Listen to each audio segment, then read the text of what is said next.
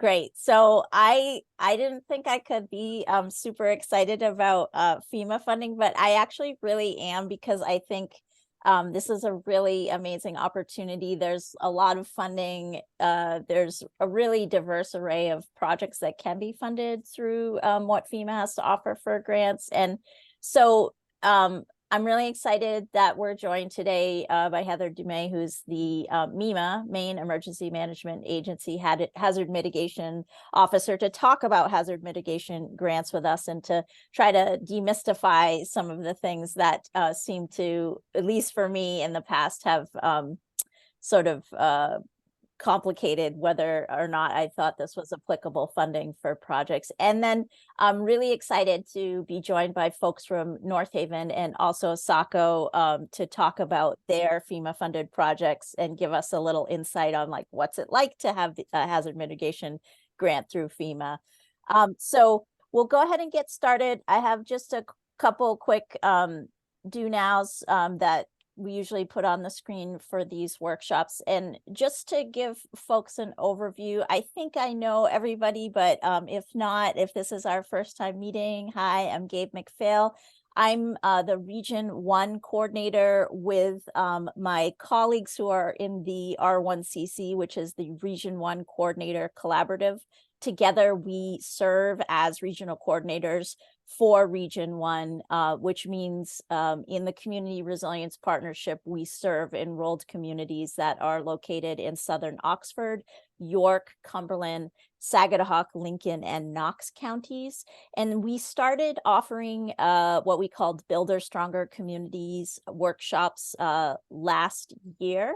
And we did a whole series of workshops on topics that were slightly more in a webinar format. And we were going to continue that this fall, but decided we wanted to really focus in on more of a workshop format where we would make this smaller, a little bit more intimate, really just target to enrolled communities instead of like everyone across the state, and mostly focus on communities in our region, but certainly, you know, open to other communities as well. So Laura put a link in the chat for our past workshops, and this series of workshops we're calling Builder Stronger Communities in Practice. So we've had, this will be our fourth so far. We've done climate action planning, we've done social vulnerability assessments and equitable engagement.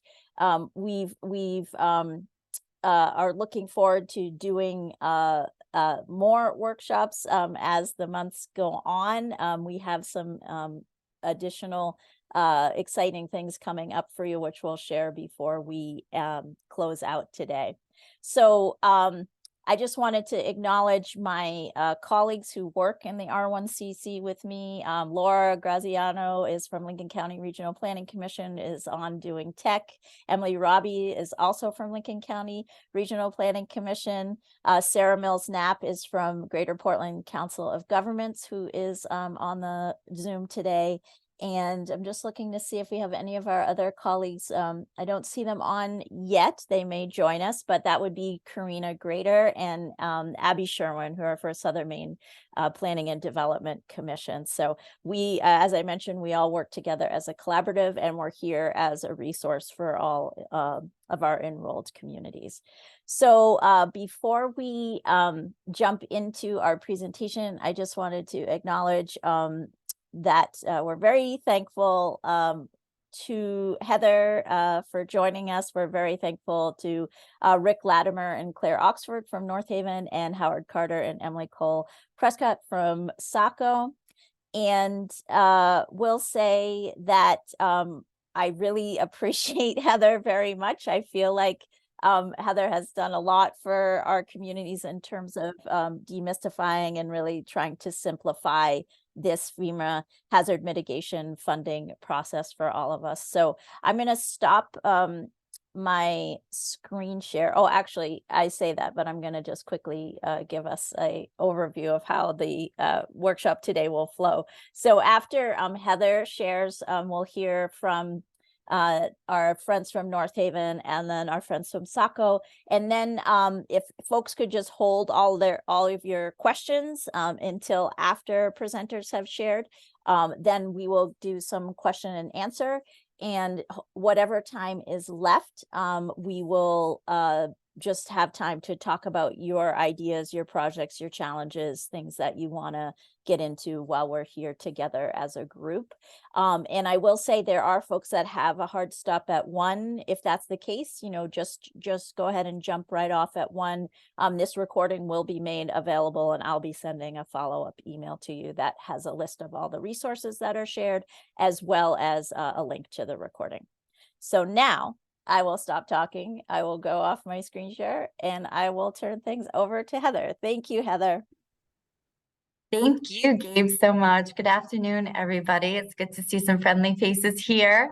Yes, thank you for joining, and thank you for asking me to come. For those of you who do not know me, I'm Heather Dumais.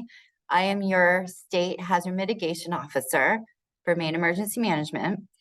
And what that means is that I manage the FEMA Hazard Mitigation Assistant Grants for the state. I write the state hazard mitigation plan that makes the state eligible for these funds.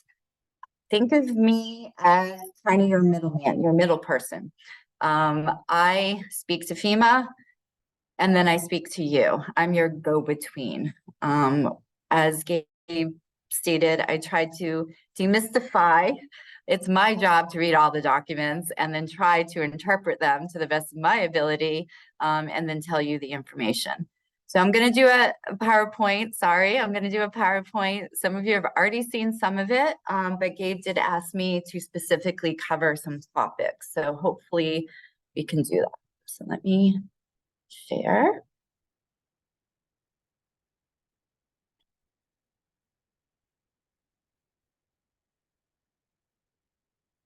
Can you see the PowerPoint? Great. Okay. So as you know, this is the FEMA Hazard Mitigation Assistant Grants. That's kind of the overall term. And then we get into the grants, kind of the underhouse. But this is my roof. This is my contact. I'm the person you want to reach out to. I'm the one that provides you with technical assistance. So when you think of me and think of FEMA HMA, think of hazard mitigation. This is natural hazard mitigation. We have the typicals: flood, drought, winds, power outages, snowstorms, but we can also think to the second tier, drought, and we like to combine them as well. So drought leads to wildfire. Wildfire mitigation is part of HMA. Drought leads to low levels in lakes. Low levels in lakes promote more algae blooms. Algae blooms take the water away, and then they affect wells. So think of that way. Try to link your dots with your natural hazards. And with hazard mitigation assistance, we're planning for mitigating before the disaster happens. So longevity, think that way when you think about FEMA HMA. There's many ways we can go into that, but I wanted to make note for those counties that have gone through a declared disaster. That's public assistance, which is a different leg of FEMA outside of me, and their mitigation is also different than what I'm speaking to you today. And we can clarify that later, but I know we have some counties that have declared disaster. So this is the HMA guidance. This is my Bible. This is what I read. It's over 600 pages. They just published a new guidance in March. So all of the grants we talk about today have to go under this guidance. This guidance is under the Stafford Act. It tells us how to do an application, what's eligible, what's not eligible, all the ins and outs, goes through procurement, goes through the BCA, the benefit cost analysis, goes through rural communities, everything like this. You simply can do your Control F, type in what you want to know about, and it will bring you to that page. So you don't have to read the 600 pages, or you just call me and I'll tell you what we need to do. So as I said, it's the FEMA Hazard Mitigation Assistance Program, but under that roof, there are two sides of the house. There's the disaster side and the non-disaster side. The disaster side is when the state has a presidentially declared disaster. Only happens every once in a while. As we all know, this year, we've had multiple. So Maine has a lot of funding. So what disaster grants mean, it's called the Hazard Mitigation Grant Program, HMGP. Those of you in disaster counties, you know about the 406 program. I'm the 404 program. Okay, big differences. However, with disasters, we have 4 open right now. Of that big public assistance disaster that was declared, HMA gets 15% of that pot. And once I receive 15% of that pot, any county in the state can apply. It does not have to be a declared disaster county by the time it reaches HMA. And then on non-disaster side of the house, these grants are annual, happen every single year. So we can plan differently when we talk about non-disaster. We have the flood mitigation assistance called the FMA. You need to have national flood insurance policy for this one, and we'll get into it more. We have BRIC, Building Resilient Infrastructure and Community Grant, happens every single year. And then the legislative pre-disaster mitigation, you may know it as CDS, Congressionally Delegated Spending. By the time it gets to me, it transfers over to legislative pre-disaster mitigation. What is a disaster grant? We went over it. It's when the president declares a disaster. These are the 4 that are open right now. We'll go over them a little more with what the allocations are. And then a non-disaster grant, we went over this as well. These are the annuals. This is just a good reference for you. So who can apply? For disaster and non-disaster, state agencies, towns, counties, federally recognized tribes.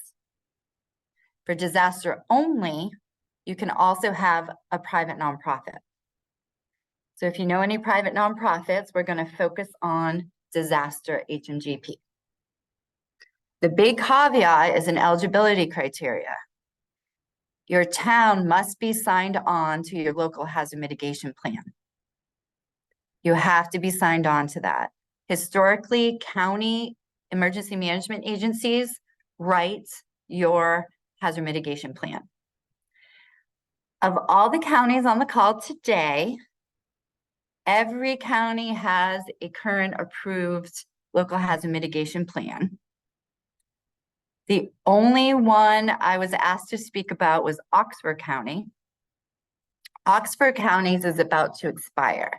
We are moving heaven and earth to try to get this done before the BRIC deadline. So if you're in Oxford County, please contact your county hazard mitigation director, Allison Hill, and as soon as it's approved, sign on to it if you're thinking about going for FEMA HMA money. It's not eligibility criteria. However, with all federal funding, you want to make sure your town has a current and active UEI. That's what took the place of the DUNS number. If you don't, sometimes it takes 4 to 6 months to get one. And so you're right out of the game if you don't have a UEI. So please make sure you have an active one. Let's get a little deeper into BRIC. BRIC's really fun. I think it's really fun. It's annual. BRIC is the grant that took the place of the pre-disaster mitigation grants, the PDMs. Those are long gone at this point, and the guidance is so different than what the pre-disaster mitigation was. So BRIC took the place of it. BRIC is kind of the grant all the think tanks were thinking about, and they were like, we want to do this, we want to do that. Well, they did it, and they put it into BRIC. So BRIC is like the full garden, is how I like to describe it. It's black and white applications. However, you get to score an additional 200 points this year on top of your application. And it takes into consideration things like partnerships and outreach and community lifelines, EMS, mental health. There's all sorts of criteria that you can score the additional points on top of. BRIC opened October 16th. BRIC application is due to me January 15th. That gives me a month to go through it all and then submit to FEMA on time. This year, the state allocation is $2 million. The caveat is 1.5 million can be spent on project scoping grants. Project scoping grants are the design work. So this is where I always ask you to take a breath from those shovel-ready projects you really want to do and say, you know what, why don't we put a grant in for project scoping, get the design work funded first. So I have 1.5 million for that.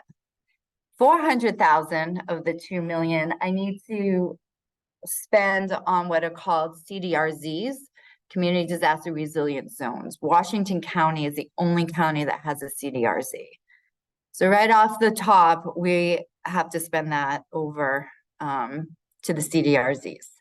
That leaves me 100 grand, and that 100 grand can go to projects, shovel-ready projects, or project scoping. It's whatever the applications I get. This year, FEMA also gave another 2 million to the state for building codes.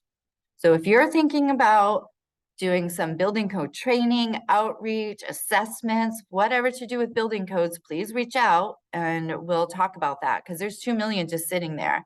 This is one of the additions that may or may not stay. So we want to take advantage of it if we can. Now, national competition is what BRIC has as well. This year, there's a little over 700 million for national competition. And don't be intimidated by a national competition. What we have in our favor is that I've sat 3 years on the national review panels, so we know how to write that darn application. The national competition application is a bit, I always say it's like writing a thesis or a dissertation. It takes a little bit more because this is where we paint the picture of your project. Like, we want them to smell the sea of Maine or hear the seagulls. Like, when they read this application, we really want them to know what we're going for. The national competition application takes a bit more time to write. I always say, if you're going to national comp, and usually if your project, your shovel-ready project, well, this year is over 100,000, then we have to go to national competition. You need to get a hold of me ASAP. It takes about 2 to 3 months to write a really good national competition application. And then, of course, the tribes. If you have tribes or you're associated with tribes, they have their own set-asides as well. We hold office hours. You just pop in, ask a question, pop off, and there's right here on the screen. Now, the cost share for BRIC is a little different this year than before. They are reimbursement grants. All FEMA HMA grants are reimbursable. And for BRIC, if you're a CDRZ, which we don't have any Washington County on, it's a 90-10 split, 90% federal, 10% non-federal. If you're considered an economically disadvantaged community, EDRC, otherwise known as impoverished community, under the FEMA definition, it's a 90-10 split, which is very fortunate. And in that 10% cost share, it doesn't have to be all cash. It doesn't have to be monetary. We can do in kind. This meeting, we can count. Other meetings you hold, we can count for your in kind. The meeting that you're holding the meeting in, we can count. There's a lot of luxuries that I've learned to be able to get approved for your in kind. And if you don't fall under an EDRC, and I will go over that definition, you're 75-25 cost share. So these are the definitions. So in EDRC, your population is 3,000 or lower. So that's your first qualifier. If you're that, cool. The next thing you check is you have to make sure your average per capita annual income does not exceed 8% of the national per capita income per census data, or best available data, if you can find documentation for that. And I think it's the current data is if your annual income is like 55,000 or less, then you meet the second. And we don't have to go into CDRGs because we don't have any. The other non-disasters, you have flood mitigation assistance. Flood mitigation assistance is annual. It always runs the same time as BRIC, so the deadlines are always the same. But you have to have national flood insurance policy in order to apply for FMA. FMA is only a national competition. Again, don't be intimidated by that. And these are reimbursable grants. This application also opened October 16th. The deadline is the exact same, January 15th by 5 o'clock to get to me. Their national competition allocation is 800 million. So much higher than it has been in my 3 years on the job. It started out really, really low, but as we know, floods happen and they keep happening. And so there's been more money allocated in this direction. We have office hours as well. You can pop in, ask questions. I hear all kinds of questions, so don't be afraid to just call and ask a really complicated one or a really simple one. The cost share for FMA is different than BRIC because that's fun. And for this, they're also reimbursable. The non-federal share is the same, as in it can be cash, in kind, or combination. You're 75-25 unless you have an SVI number of 0.5 or greater. SVI is the Social Vulnerability Index.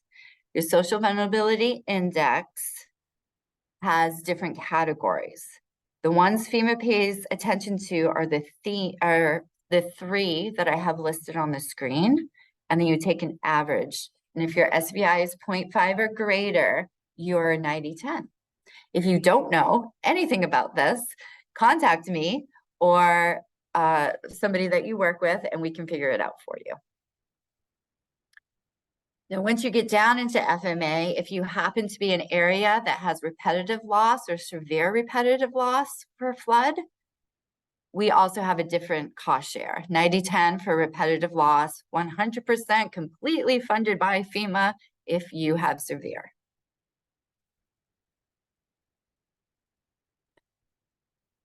We talked a little bit about what these funds can be used for.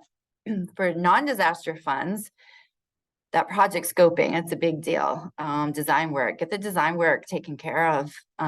It's easy that way. Shovel ready, of course, we can go for that. Outreach. Did you want to do wildfire mitigation outreach? Did you want to do flood prevention outreach? Did you want to grow partnerships with the town next to you because you have the same road and the same problem? Join forces. These grants for non-disaster can fund outreach. You don't have to write your hazard mitigation plan, but maybe you have a local EMA plan that you want to write, or you want to do a stormwater vulnerability assessment or a drought assessment because your residents have artesian wells and they're going dry, or you really don't know the state of your public water system and you want to learn more about it. Vulnerability assessments can be applied for.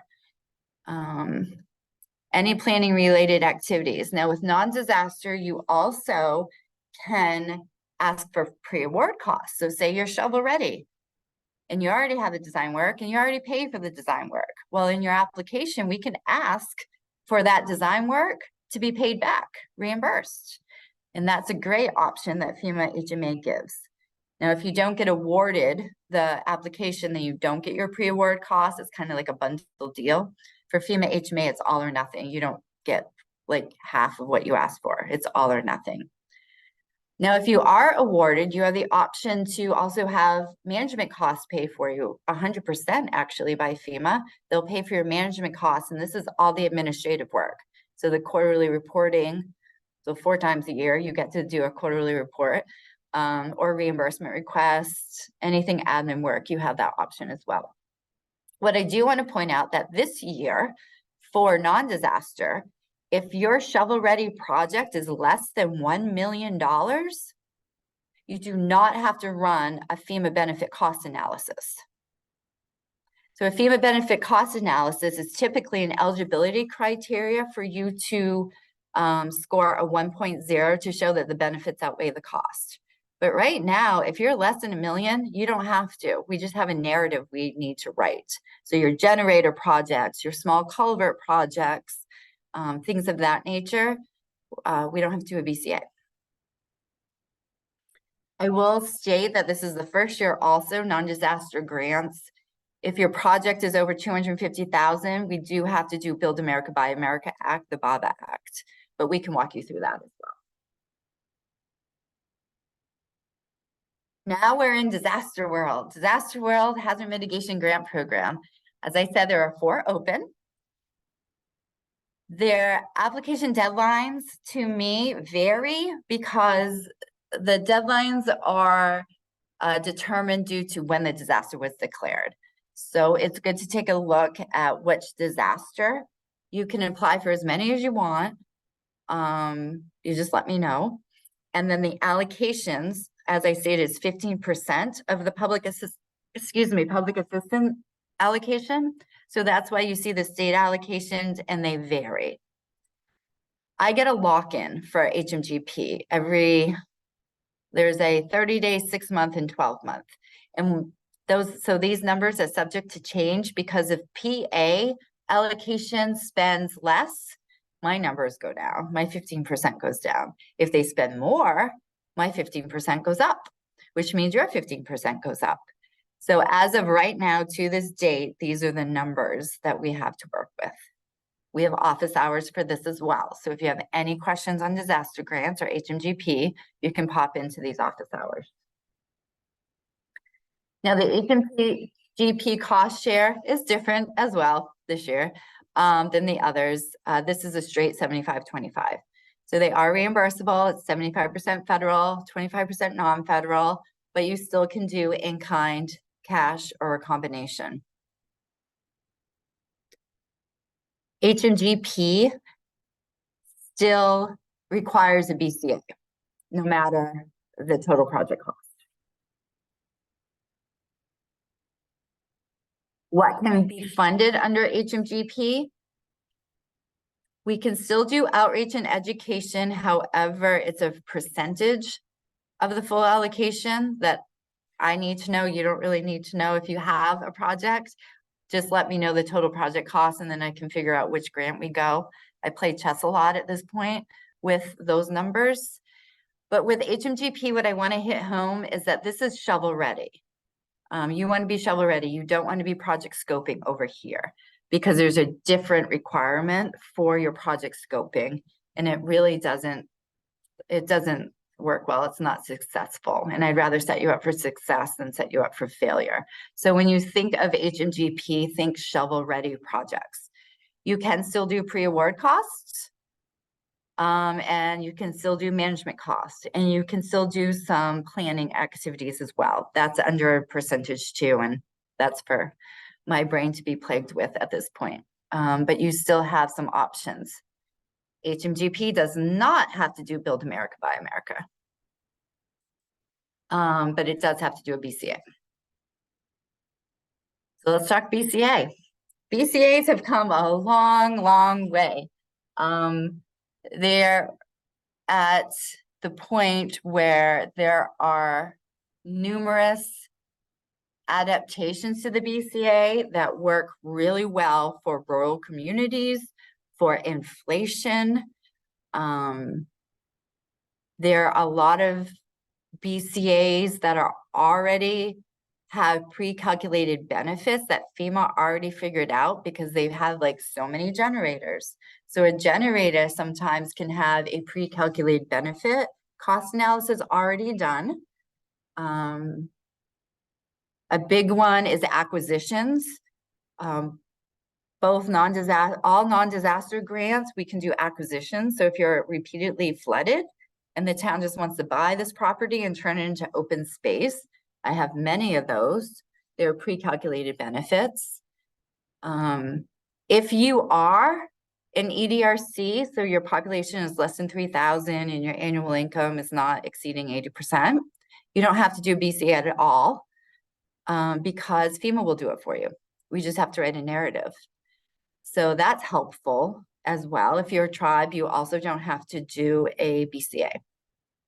And we can talk about this later as well. And I mentioned the discount rate. So for inflation, FEMA's factored that in. So there's a 3% discount rate. And there's a BCA helpline. FEMA staffs it. Those people on the helpline, all they do is BCAs. I've always had great response from towns and communities and sub-applicants who call the helpline. Unfortunately, I can't do BCAs for you. I can provide technical assistance to help you get to the finish line, but due to, well, bias and favoritism, I can't. Because if I had time to spend on one and I don't for another town, it's not fair. So I don't do BCAs for you, but I can help provide some assistance. So Gabe wanted me to talk about best practices for applications. The first thing I always say is you just reach out to me ASAP, because one, well, I don't want you to get your hopes up or waste your time, right, on an application if you're not actually eligible. Everything I covered today is your basic. So if you think you've made the basics, that's great. When you get into the weeds, that's where my brain helps on that eligibility check. So you reach out to me for a project scoping, partnership, outreach, shovel ready. That's your first step. And then we'll do, it's usually virtual. It's 1 hour. You tell me your synopsis. I ask my questions. I figure out which way you should go, or I recommend. MEMA is a non-authority agency, so I only recommend and highly encourage. And then you have the discretion to do whatever you want. You can do as many applications as you want. You have no cap in your total project costs unless it's HMGP, because I have those allocations. Well, I want to make sure you have a current UEI. And we spoke about that already. And you have to have a current UEI throughout the life of the grant. You can't have that expire. If you're a shovel-ready project, I always say do your BCA first, because that's an eligibility criteria for HMGP. And if you're over $1 million, you have to do a BCA for your shovel-ready project. And you have to show 1.0 that the benefits outweigh the cost. Why I have you do that first is because whatever number you come up with, you call me. And then there's so many tricks to the trade that we can figure out additions or edits to it. And I also can call FEMA BCA, and then they can do a pre-submission look on your BCA to see what they see that I may not or you don't. And if we can get you above 1.0, then let's go for the application. But if we can't get you to the 1.0, then that's eligibility. So why go further? And just remember, this is FEMA grant money, so it's federal taxpayer money. And so this is kind of their checks and balance to make sure that we're using the appropriations in a responsible way. So after you do your BCA, if you're shovel ready, but if you're not a project, any other, then you ask for the application, and then I send you the application. HMGP is an actual application, Excel spreadsheet. Non-disaster, it's the FEMA Go portal. Best practices, you need documentation to all your justifications. I have a t-shirt and a banner that says this. You can't just place an arbitrary number on any part of your application. We need to make sure there's documentation for that number. So we know it's a current cost estimate or a current line item. So we have to make sure there's documentation to all your justifications. Make sure you follow your federal, state, or local procurement, whichever is stricter. Another best practice is, if you can, submit the application to me as soon as you can, because I can have FEMA do a pre-submission analysis on it.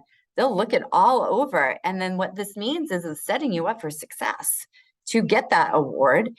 And it keeps you away from requests for more information. Those of you that have some grants may know that sometimes the agency comes back for an RFI, and it's less than if we do a pre-submission analysis. So if you can get it to me, that's awesome. If you can, it just means we have to, throw the dice on the table and hope for the best. But we might just have a RFI process to go through. The other best practice I want to remind everybody is that the sub-application deadline is not the FEMA deadline, it's the state deadline. And that's because I want to make sure the applications are tight, all the T's across that I can see. And when I get a lot of influx on January 15th, I have to edit quickly.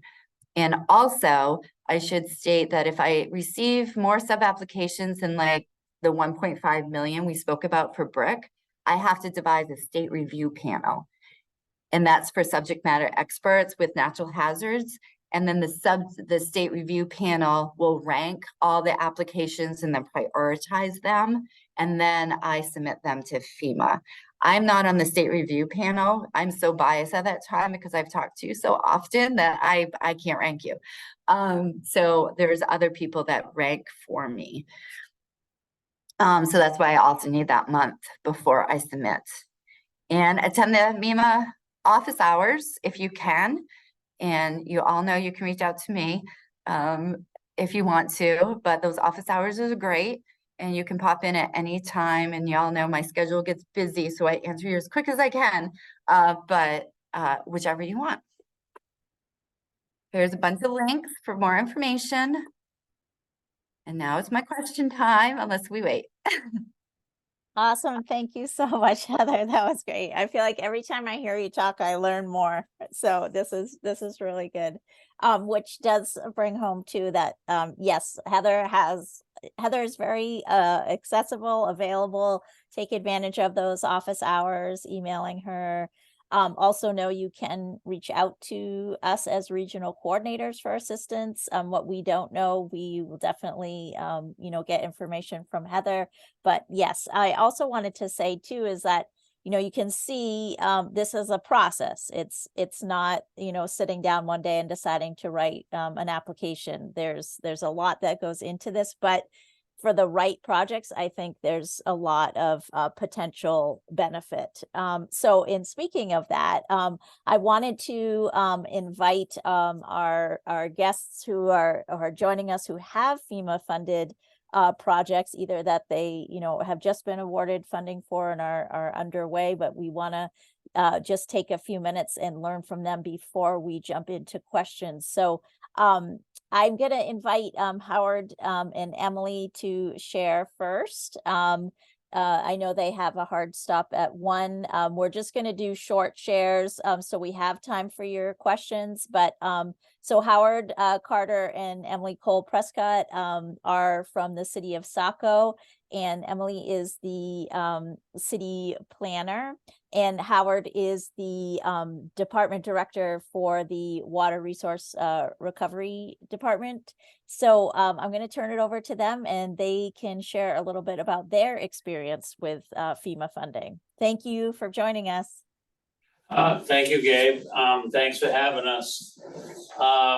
Quickly, we have a wastewater treatment plant here in Saco it's based straight on the Saco River, and we've been experiencing backups due to sea level rise.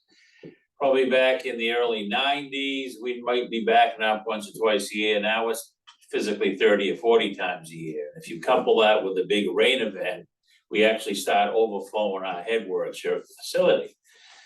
So early on, we did a resiliency plan. That's when I first got involved with MEMA and some of the others. And then we engaged a stakeholder group, which is quite important on some of these things. We worked with the US EPA on this augmented analysis approach.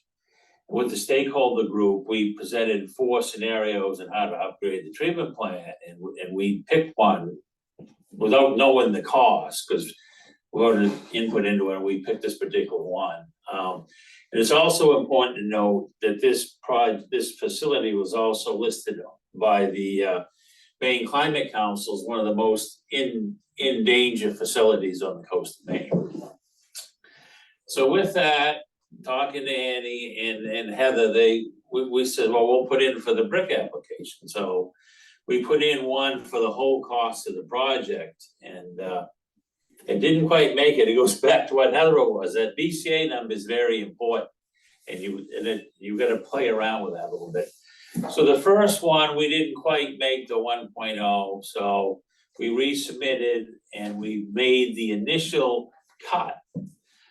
And we're still working through that with Heather, and we're gonna probably meet with FEMA a little bit in a few weeks. But with us, what makes us tricky, it's not like a seawall or a culvert. You got so many moving parts in a treatment plan that it's hard to navigate through all the different pieces. But we also have to worry about not just resiliency, but we gotta worry about public health. We have to worry about the environment. So there's a lot of factors into our project. And again, we're floating around that BCA number of 1. So that's really where we're at today. And we're trying to clarify some of these in the next week. But that said, I would certainly reach out for you communities that are thinking about it. It's certainly worth the effort. There's a fair amount of paperwork. You should know that up front. But, and Emily can speak to that. She's done most of it. But Heather is very helpful, I will say that, and she will help you navigate through those things, so. But Emily, you could. Yeah, and about the paperwork, I mean, I would say writing a thesis is probably a good, a good explanation, but if you just work through it and, take the questions and answer the specific question as thoroughly as you can with the backup that you have, I think you'll get through it and move on pretty quickly through the questions and, make a draft and then go back to it and make sure that you're answering the FEMA, the question in the application is really important.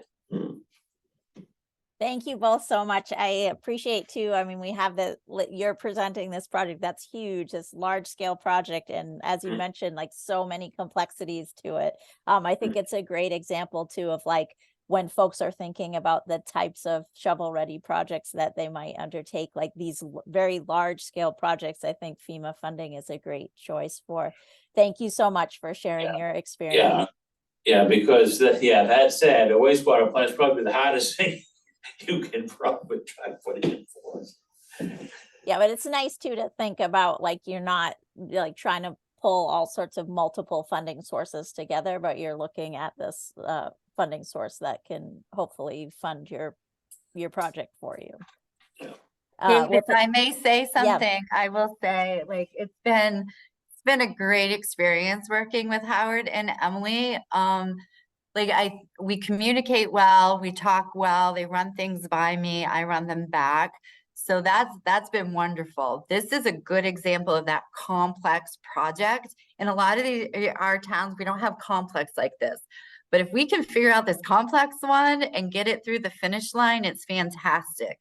I loved Emily's advice. Just read the question, answer the question, and that is it. And just methodically go through that.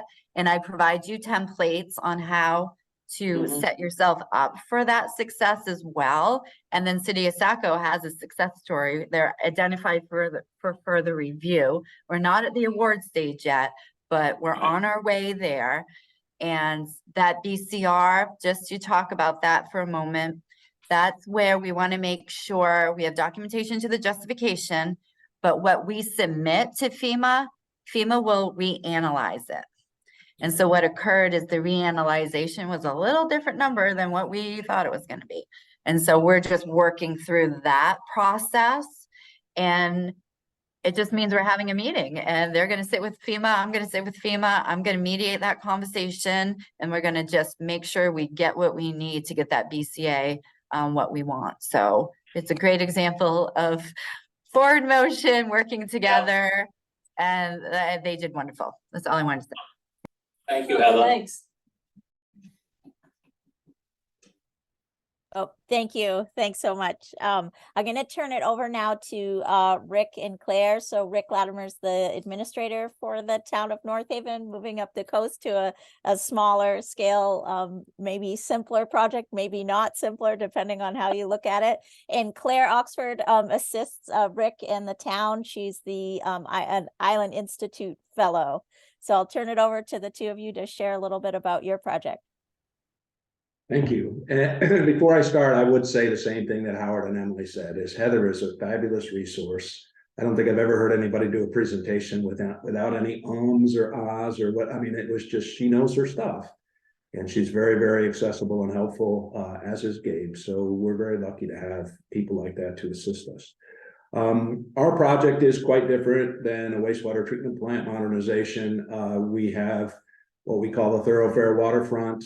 We did a vision statement in town that identified different priorities. Two of those three priorities involve modernizing our economy, diversifying our economy, and dealing with climate change and sea level rise. This project easily rings those two bells.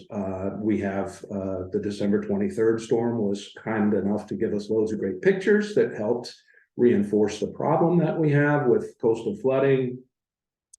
Our fuel storage and sales is right on the water, and the tanks are partially underwater. When we had the flooding, we had a lot of damage to wharfs and floats and stuff. So anyhow, I talked with Heather last fall when the first in early October when the brick notice came out, and said, here's what we've been toying around with for a few years. We've got now through this vision process. We have two priorities out of three that align directly with this project. What do you think? And Heather said, I'm a great talker. I like to talk. So I talked for probably 20 or 30 minutes. And Heather said, if you can just write down what you just said, you're probably in good shape to get a project scoping grant. So I did my best to do that. So we're asking for $200,000 in design funding, essentially. It is a little bit like doing taxes. So I agree completely with what Emily said, is you really need to read the question, look at the references that they cite, and carefully try to answer that question. And there's a lot of them that seem semi-repetitive. If I can give any guidance at all, because I haven't got the money in my pocket yet, but is try to be consistent with yourself, right? Don't create red flags for FEMA to look at saying, well, you said it's going to be X over here and it's Y over there. So be careful of that kind of stuff. But Heather was really good at answering questions along the way, because it's like having a CPA on staff, right? You can call and say, what in the heck is FEMA asking for here? I will say that FEMA changed their tune a little bit mid-process, because when we initially asked for the grant in, I think we filed the last year, it was December 9th, I think is when the deadline was. That's when I filed it anyway. The application with Heather, there was no budget narrative required at all. So I did make up numbers the best I could make up at that point in time, based on the experience of hiring contractors and doing some other work here. And then halfway through the process, FEMA said, oh, we need a budget narrative. So I spent a long weekend, I think, working backwards from the numbers that I had provided into justification. And thankfully, my sort of guesses were close enough that I could make it work fairly well. So we are right now in the process of waiting for environmental and historic preservation review. Our project is to deal with the flooding, but also one of the neat things that I understand about brick is you can use it to diversify access to your waterfront, to improve your economic resiliency as well. So it's once you get the hook in on the environmental side, you can use the money for a whole list of things. One of the questions somewhere along the line FEMA said is, are you going to do any soil samples or borings either on the waterfront or underneath the sea in the seabed itself? And of course the answer would have to be yes. So we came up with a number based on an engineer friend of mine. So we said 20 to 30 soil borings that we would have to do, and FEMA has just yesterday or today said they need to put that out for public comment just to see if anybody's concerned about our taking soil samples. Thankfully, they worded the public comment document to say that there's no likelihood of permanent damage of any kind, because it's just doing, as it sounds like, core samples and doing the testing. But they are required to do some public notice. So we just put that on our website. We're putting it in the newspaper next week. 15 days elapse after that, and hopefully FEMA will say you're ready to get the money. So it's been a very good process, a very good learning curve for us. As I keep harping on, please rely heavily on Heather for her guidance, because she's seen this quite a few times and has been very helpful. call me again next year when we're done with this maybe, and then we'll see whether we can move into the construction phase of all of this. And then the last thing I want to just drive a point home because I've been asked 100 times. Our wastewater treatment plant is about a quarter-mile away from this project site. And a lot of people said, why don't you just include that? Because it needs to be modernized. And as Howard and Emily just said, that is a potentially huge process. It's an entirely different scope and design and all of that. So I resisted the temptation to add that to this because I just thought it would be overwhelmingly complex. And so far, Heather seems to have validated that idea so just be a little careful because you'll have some community pressure to like, well, you're getting all this federal money, do everything. And just if you can, I think if we can be a little more discreet, we'll probably be more successful. Thank you so much, Rick. Thank you, Claire. Heather, I don't know if you had any additional comments on the North Haven I would project. love it. Rick and North Haven, they're an example of reaching out right away, which was a best practice. They didn't even know it was one of my best practices, but they just intuitively did. They reached out right away. They asked me, they gave me their vision. And I did say that, Rick. I said, just write what you just said. Like, we're good. His application was written, as I state, like whoever reviews it, they could visualize it. They knew exactly what this was. Like there was no question. Rick's application was fantastic in that way as well. Anytime Rick had a question, he just reached out. And there's been like procurement questions, like all these different questions that you as town managers and administrators you have, and you're like, I just don't really know. So you call me and then I help because I don't know your job either. Like, I don't know all the chains and hoops and bobs and weaves that you have to go through. So if I can help brainstorm with you, let's, Rick and we worked on those things together. Gabe, it's funny, you chose 2 grants that they haven't quite been awarded yet, but they're on their way. Now I will say Rick's application was an example. In the original application, the borings weren't stated, but in the RFI responses, I think that's where they caught it. FEMA caught it. And so there was a shift and that flagged. And so we want to go through the application. It's put off his timeline, but well, you've never, I think, talked to FEMA once. Yeah, I think it's all through me so far. And his EHP review literally is just public notice. Like nobody's calling him, nobody's saying your EHP is bad. Like it's just like you're under review, which is a pain in the, that's hard. But now you just do a public notice. So it's a mitigation. HMA is a little different, but it's been a pleasure. I can't wait for the project shovel ready. And his great point, separate your projects. If you have 5 culverts on a road, do you have to do all 5 or can we do 2 or 3 or 1? Separate them out because we want you to get the money and get the success. So we might not want to build them all together. So we'll talk all about that later. Okay, that's it, Gabe. Thank Gabe, you. can I make one quick Sure. point? Promise to make it quick. So one good example of that is we did have an RFI, request for information from FEMA. Heather looked at it. She got Whitney from FEMA Region 1 on the phone. They talked to me and Heather said, here's how you're going to answer this question. The question, you're going to give 1-line response. It's going to be in red ink and you're not going to elaborate.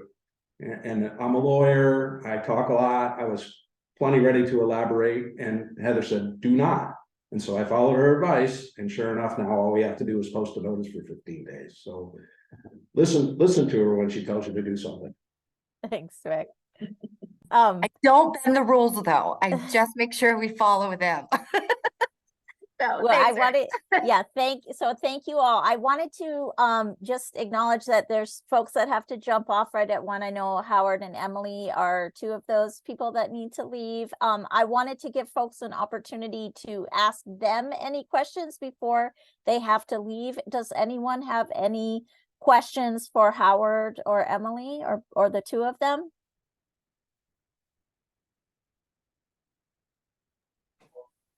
Okay, all right. What I'm gonna do is just quickly share closing out, and then we'll jump into questions for either Rick or Claire or Heather. And we are available until 1:15. So let me just share really quickly. Laura put in the chat a link.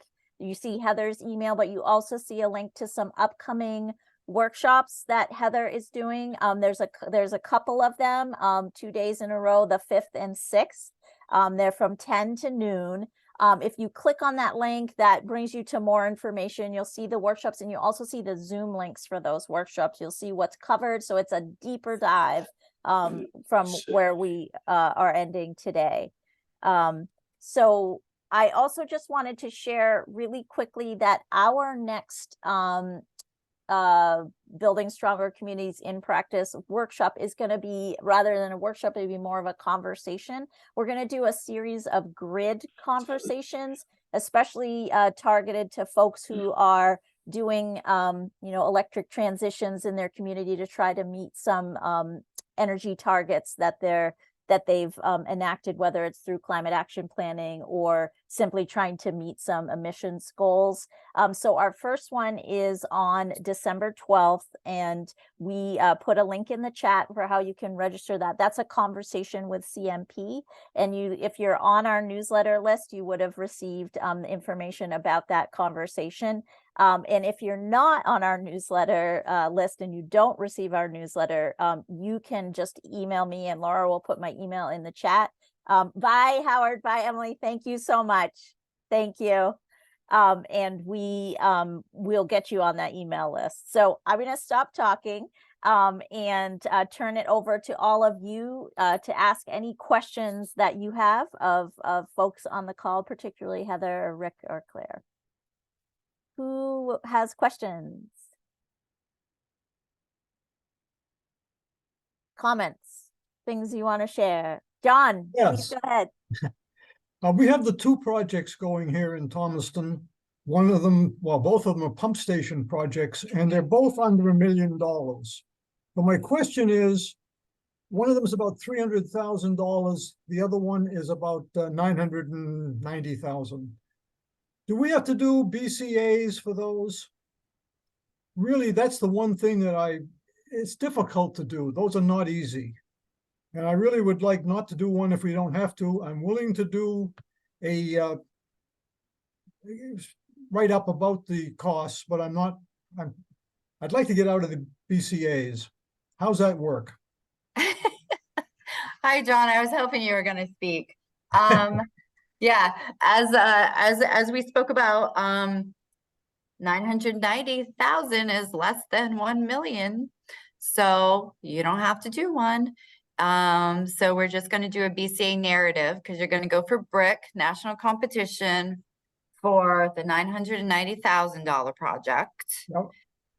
So we're just going to work on your BCA narrative, your qualitative criteria, and your technical criteria. I think I sent them all to you already. Yes. And then the $300,000 project, you have your choice. You either can go BRIC national and follow the same thing, or you can do HMGP, but you have to do a BCA for that one. Even though it's less than $1 million, we have to still do the Yeah. BCA. That's only for non-disaster grants, not disaster. Okay. Yeah. So that's where you have your decision to make on the second one, the $300,000 one. Okay. And I'll do whatever you want. We'll do whatever you want. Just let me know your decision so we can start cranking out these applications. Okay. My second question is, the deadline for this is January the 15th. You wanted it sooner than that so you could see it yourself, right? No, January 15th is my due date. Okay, that's what I was Yeah. confused on. You can give it to me earlier if you want for me to look at it. But honestly, if you decide to go for BRIC, once you get into that FEMA Go portal, I can see what you do anyway. So Okay. I'm always reviewing Okay. and guiding if I need to. But January 15th for brick, if you go both.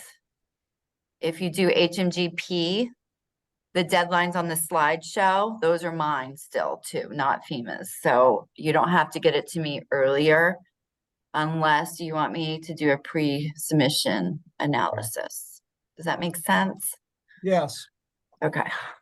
All right, thinking about this funding again, it seems to me that if we were going to go for brick with the $990,000 project, it would probably make sense to do both of them the same.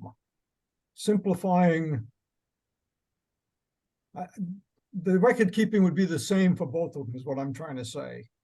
So it might be simpler to do both of them with brick, even though that's a fairly small project. And I don't know whether that's better or worse, considering FEMA, whether sometimes funding agencies like more small projects because they can spread the money further around. And sometimes they don't like the small projects, so Yeah. I'm not. In the Much- FEMA HMA world, yeah, it doesn't matter in FEMA HMA. You submit what you submit. But I think what I'm hearing, and Gabe, if I think I'm hearing this right, this is what comes down to capacity. You're right. If you did both in brick, it's the exact same process. Same application, copy, paste, do whatever you want. If you do one, you know how to do the other. Yep. So capacity and time.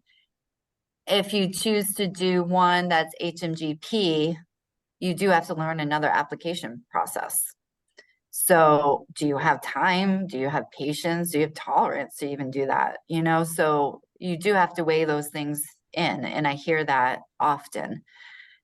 I would, well, I have a third option, John, because I like options. You can do both brick.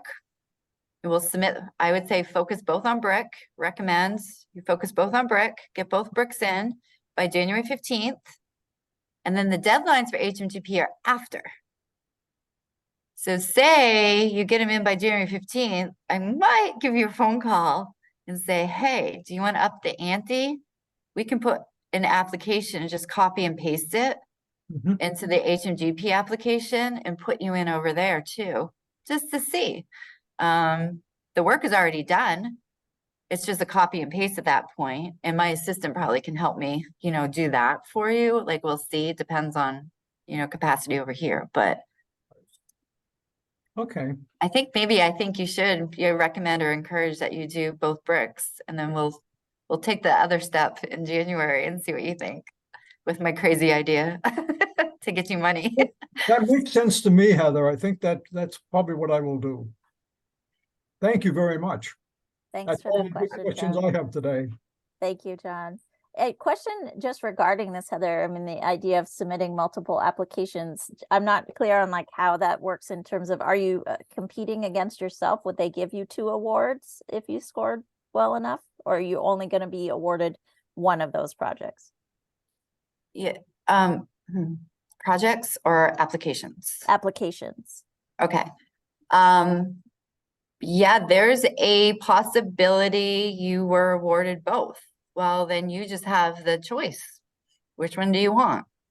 The only downfall, and this is hurts my heart, but this is the only downfall, is that if you are awarded both and you say yes here, no here, then another town just may not have gotten that money and it would get kicked back to the federal government. So my game plan now is to have a wait list as well. If I submit the first, you know, however prioritized they are, the first 10 that are prioritized, I want to have a wait list and do another 10 on the back. So if you decided no, somebody else pops up. So that's the other reason why I want a lot of applications. So I can, if John goes into one disaster and I have 3 more open, John may be in all 4. He's just waitlisted maybe on a different way, just so if somebody falls out, somebody gets in there, you know, so It really is playing chess. It's horrible, but those are the strategies that, you know, that we can do. But you have the discretion. There's no commitment. Even if you get project scoping, design work, and you get FEMA, it's a FEMA grant, once it's done, you don't have to apply to FEMA again for shovel ready. You have all free will to do whatever you want, whenever you want. I do want to mention timelines, if that's okay with everybody, because I didn't. These grants are 36 months, so 3 years. If you need more time, it's cool. You just call me. We do one piece of paperwork for an extension. So that's easy. When you look at the deadlines on the slide, on this PowerPoint, remember there's mine states a month later is when I said send it to FEMA. Ideally, it's 4 to 6 months later that you'll know if you got the award. Okay, so summer of next year, 2024, for most of them. But 4 to 6 months play on that. We did run into a problem earlier.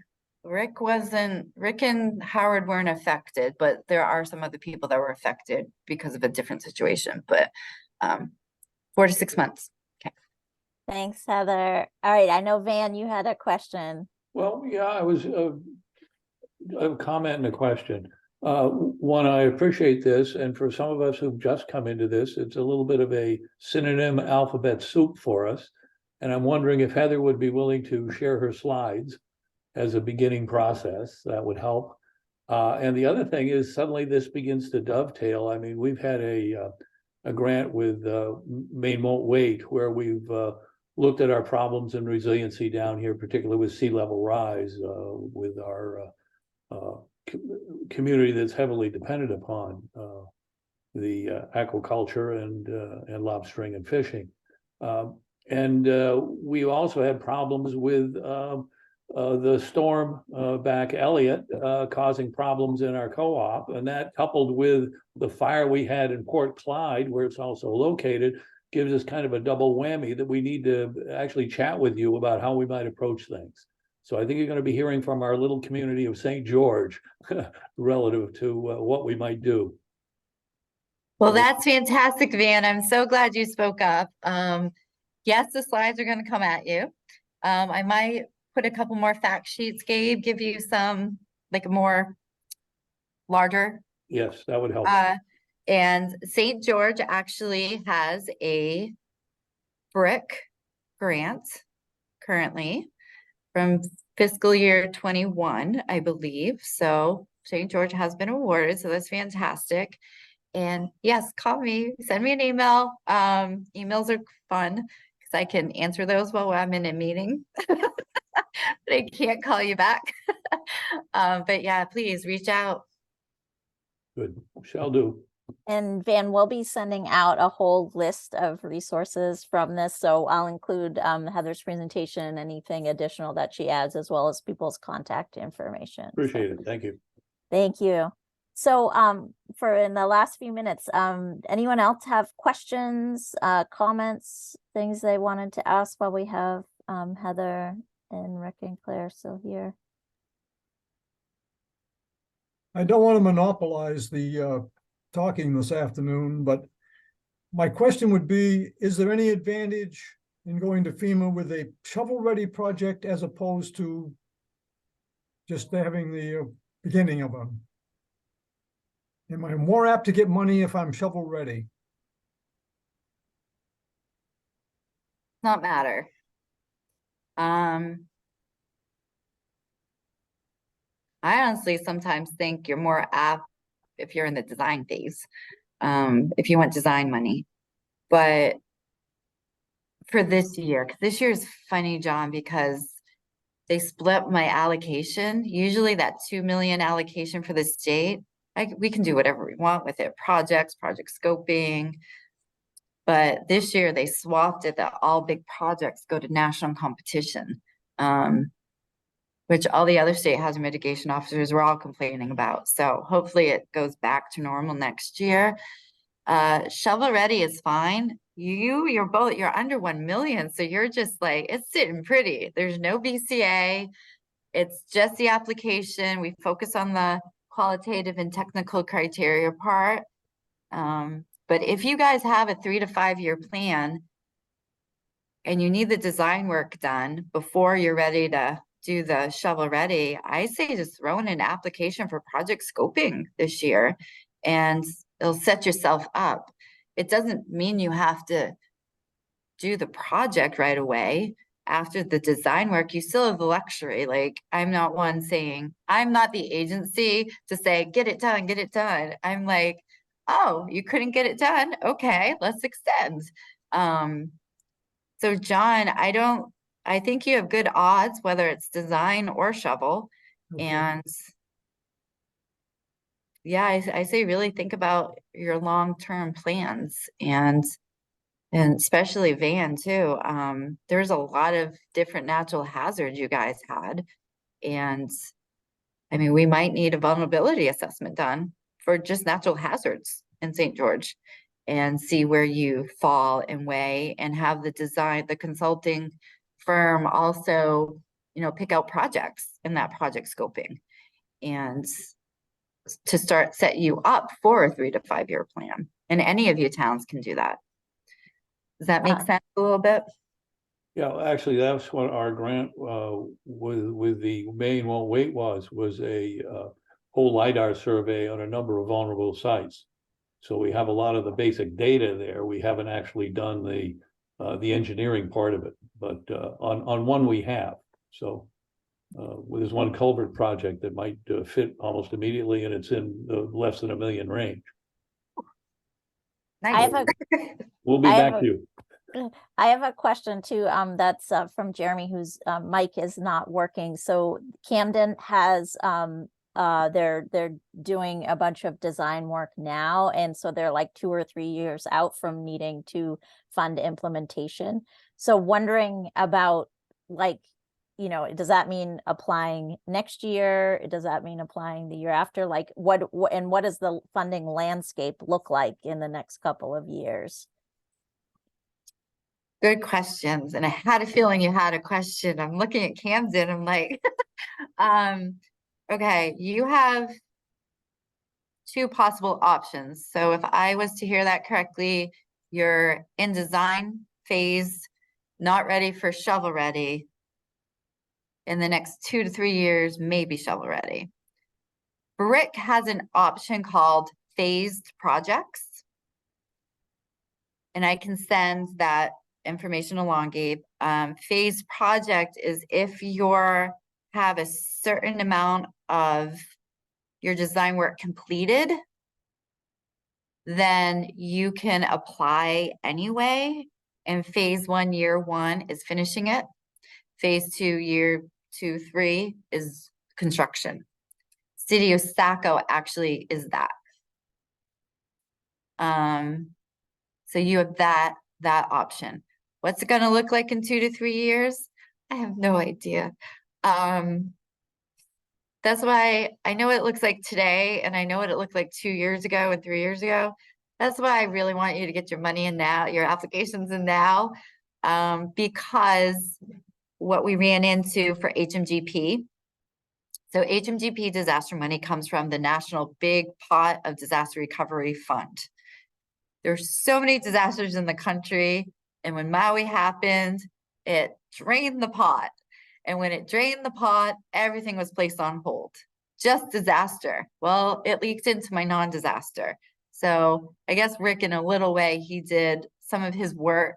The responses from FEMA didn't come quick enough because of this, even though it wasn't supposed to affect.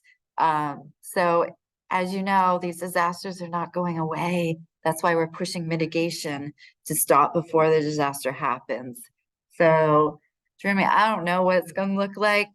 And there are other reasons, as I can't state as a state official, that are coming up in the next year, 2 years, 3 years that could factor in to the allocations. So that's my answer. That's great, Heather, to learn a little bit more about that phased funding. I think that's an interesting option for a lot of folks who are just feeling like they're kind of on the cusp of well, we've done design or we've done some design. That's great. Well, I'm acknowledging that we're at 1:15. I want to thank Heather again and thank Rick and Claire for joining us. Lots of great information shared today, much appreciated. And I hope it was helpful for folks that are just contemplating this as a funding option, what the hazard mitigation programs can offer. And then for folks who are actually thinking about putting in an application this year, everything, including like need to do it now. Again, just to reiterate, you know, Heather being available, if you want to just like do some preliminary bouncing ideas off of talking through things, you can reach out to me or any one of us in the Region 1 Coordinator Collaborative. And we'd be happy to help you as well. So we'll send out the resources and likely by tomorrow, and do go to those office hours or reach out to Heather directly. Thank you all so much. Thank you, Gabe, so much for this. It's been amazing and you're a great resource. So please reach out to her. And Rick and Claire, I'll talk to you soon. Thank you, everyone. Have a good rest of your day. Thank you. Appreciate Bye. it.